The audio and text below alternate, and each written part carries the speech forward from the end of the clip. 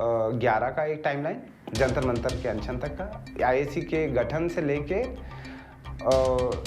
जंतर मंतर के अनशन तक का, फिर जंतर मंतर के अनशन अप्रैल 2011 से अगस्त 2011 रामलीला मैदान के अनशन का एक टाइमलाइन, और उसके बाद का समय 2011 अगस्त से लेके 2012 सितंबर अक्टूबर तक, जिस दौरान हमारा आंदोलन के 2 हिस्से भी हो गए। अन्ना जी वापस चले गए, मैं बाद में उनको मना के, उनको कन्विंस करके वापस डालीगंज सिद्धि से लेके आया दिल्ली के।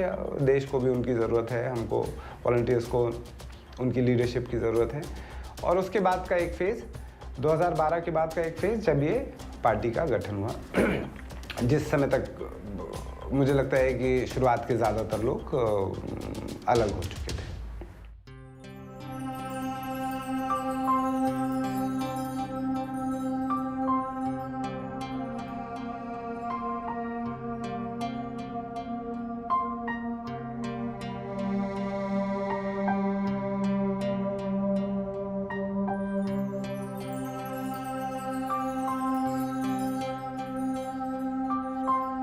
तो ये बताइए कि आप जब अन्ना आंदोलन शुरू हुआ तो उस वक्त आप डेफिनेटली आपके पास एक फुल टाइम अपना एक प्रोफेशनल जॉब भी था और सेलिब्रिटी स्टेटस भी था, तो टिपिकली लोग मंचों पे आके बस भाषण दे के वापस चले जाते हैं, तो आप इसमें क्यों कूद पड़े पूरा पूर्णकालिक?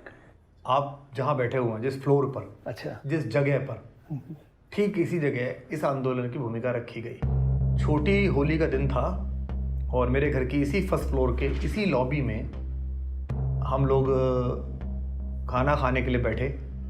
हम 3 लोग थे, अरविंद, मनीष और मैं। एक मेरा और दोस्त है रऊफ, बचपन का दोस्त है, वही पिलखवे से है, कॉमन दोस्त है मनीष का, हमारा पहली क्लास से, वो भी साथ पढ़ा है। वो आया हुआ था क्योंकि होली दिवाली वो यहाँ मना लेते थे, क्योंकि और ईद पर हम उनके यहाँ चले जाते थे, तो एक नियमित कार्यक्रम था ये। तो वो लोग यहाँ बैठे हुए थे और बात चल रही थी कि भाई कॉमनवेल्थ में ये हो रहा है, वो हो रहा है, अभी से कॉमनवेल्थ आएगा, और फिर सब उसमें घोटाले शुरू हो गए थे।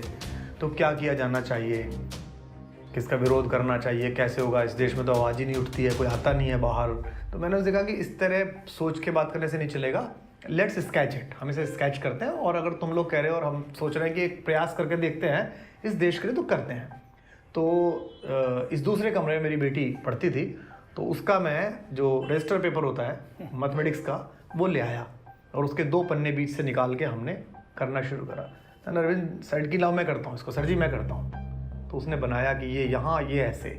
तो फिर तय हुआ कि अगर लोकपाल आ जाए तो भ्रष्टाचार पे अंकुश लग जाएगा, क्योंकि बाकी एजेंसी तो कंप्रोमाइज्ड है, सीबीआई कंप्रोमाइज्ड है, ईडी कंप्रोमाइज्ड है, तो कैसे करें साहब, कोर्ट में भी बहुत दिन लग जाते हैं, न्याय में आप डालो 30-30 साल बीत जाते हैं। तो लोकपाल आना चाहिए। लोकपाल में क्या क्या होगा, लोकपाल में ये होगा, ऐसे ऐसे होता है लोकपाल, और बड़ा अच्छा है, और वो लगा नहीं है अभी तक भी।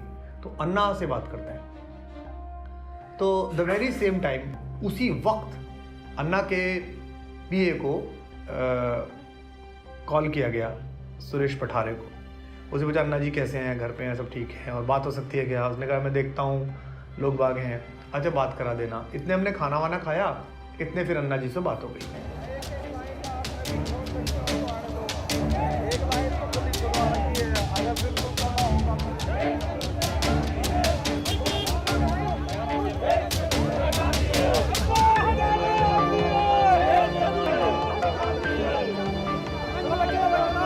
मैंने कहा कि एक ब्लैक एंड व्हाइट बड़े गांधी, और उस गांधी के बिल्कुल बीचों बीच एक सफेद गद्दे पे अन्ना। तो दूर से देखने पे एक छवि मेरे दिमाग में उतरी कि ऐसा लगेगा जैसे गांधी अपनी गोद में लेके अन्ना को बैठे हो।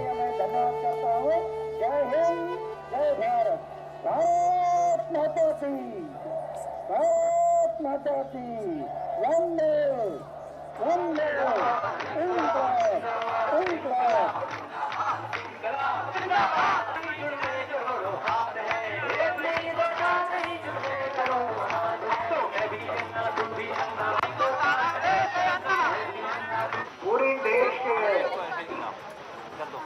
जनता इकट्ठा कर एक क्रांति में उतर गई, और आज 90 दिन है, लेकिन मुझे अभी तक कुछ नहीं हुआ।